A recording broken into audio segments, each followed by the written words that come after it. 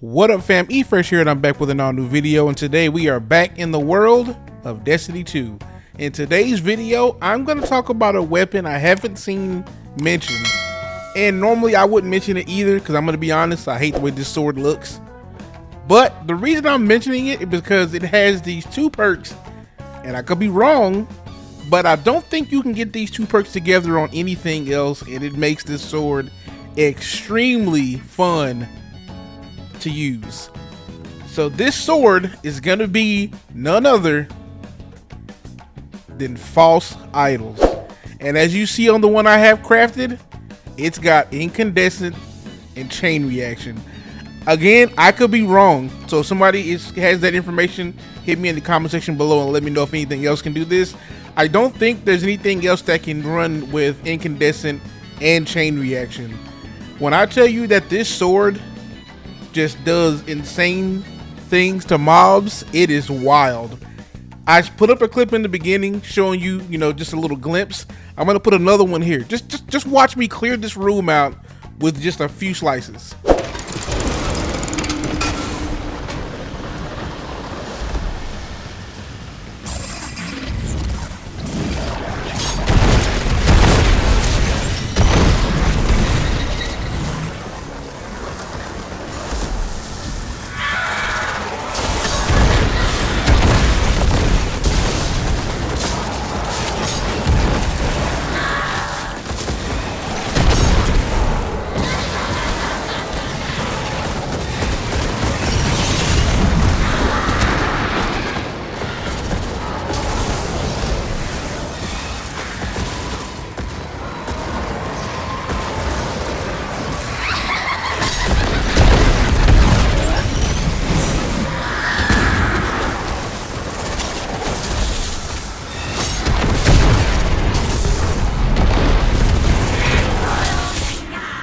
Did you see how crazy that was? Think about this. When you hit one, number one, you're scorching enemies. Number two, they're getting blown up by Chain Reaction. Number three, Chain Reaction then goes around to other ones, blowing them up, also due to Incandescent. It is just like insanity of explosions, and it is wild.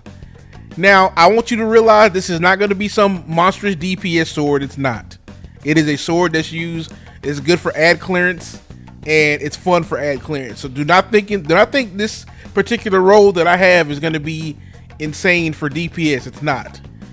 I will say, I just want people to understand, a lot of the times, especially some of the things that I review or builds that I make, they're not all necessarily for like GMs and raids.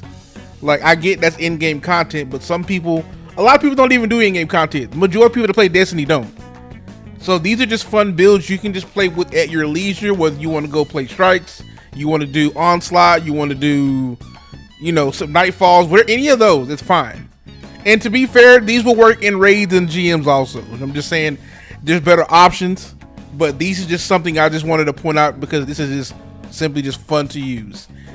Now, if you do want to make this a DPS sword, this is the role I would say you should go with. So I'm going to kind of go through this to show you which ones, which purchase you should go for. Mind you, it is a vortex frame, so that's already great with the spinning attack. And when it comes to these last two, these are your options that you currently have. You got strategist, which is good if you want to keep getting your class energy back. Attrition orbs, I think is just an absolute no.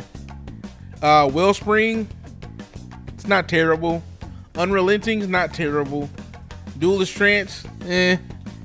And here we got Relentless Strikes, which is also not bad, but I'm gonna be honest with you, there's no better way or no other category to go in than just getting Incandescent. So just, if you're gonna make the sword, your first slot for this one should definitely just be Incandescent, I'm just gonna be honest. The second part is where the damage really comes into play, because you can get surrounded. That's a 40% damage buff. Mind you, there has to be at least 3 people around you, so that's the part that kind of sucks, but you can do that if you want to go that route. Chain Reaction is good, again, is good for ad clearance. I'm not saying it's anything for DPS, so just keep in mind for that. This will probably be my choice, bait and switch. Granted, you're gonna have to shoot a primary, then an energy, and then switch to this, and then bait and switch is active. It did get nerfed recently, and I think it's around 30% now for the damage buff, 30 to 35, I think, one of those two. So yeah, I would definitely say bait and switch is probably the best go-to. Vorpal's also really good too. I mean, granted, it's gonna be, you know, you're only gonna use it for bosses the same way you're gonna use bait and switch anyway. So Vorpal's not a bad pick. Also, counterattack I would definitely stay away from, because you gotta block an attack. I mean, you can make a build around that. Shout out to those gauntlets for a Titan where you're constantly blocking with those, and then you're doing increased damage for an improved duration. Counterattack's not bad if you build around it. And lastly, you have collective action, which is also okay. You know, as long as you're picking up elements and throwing tangles, you get increased damage buff. And one for all will probably be personally my second pick over after bait and switch, because it's easy to proc, you know, killing 3 separate targets, especially while you're using Incandescent. And one for all is a really good alternative if you don't want to go bait and switch. I will say one for all does a 35% damage buff, while bait and switch does 30%. So keep that in mind with these two. Those are the clear front runners for me. You have one for all, and then you got bait and switch. I've just gotten used to bait and switch now. Bait and switch is a 30% damage buff, while one for all is 35%. So, you know, kind of just pick whichever one you want to use, basically. You can't go wrong with either one of those. Oh, and don't forget to build into your sword also. If you want to add just some mods, just to give you some examples, you can't go wrong with Solar Weapon Surge. You can't go wrong with your Solar Reserves and Lucent Blades, which is another perk I would recommend putting on.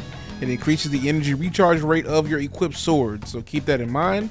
You can also add, you know, your solar siphons as well, and your heavy ammo finder to make sure you get that heavy. And also, which is really the most important thing, in your artifact, you can add this for Overload Sword. You can add this Blade Stamina artifact perk, which is gonna give you ammo when you're getting kills, and Argent Blade, which is gonna take one of your armor charges and gives you another damage buff. So highly recommend putting all those on here as well.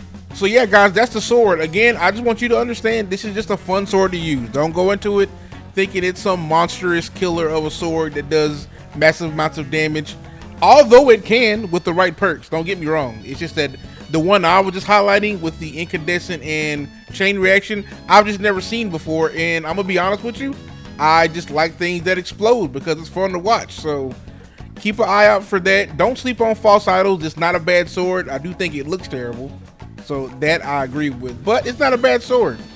So yeah, you should definitely give that a try. Yes, hope you guys enjoyed the video, man. Keep a close eye out. I am gonna make a video where I'm gonna show you the top 5 weapons that I've crafted this season. I think I pretty much crafted everything, so I have a good idea what those top 5 are gonna be, and I'm pretty sure most of you already know, because we're all probably gonna be thinking the same thing. But I'm gonna make a video showing the ones that I've crafted in my perks, and yeah, hope you guys enjoy. With that being said, guys, hit that comment section down below and let me know how you feel about False Idols, and let me know what swords you're currently using. While I am using that sword for fun, and I think it's a good sword to have for ad clearance, for DPS, as you see here, I am using the Fallen Guillotine, which does have Frenzy and Bait and Switch, so that's double damage. Do with that as you will. So hope you guys enjoy, man. Keep a close eye for my next video, and I appreciate you all for watching. With that being said, I'm out.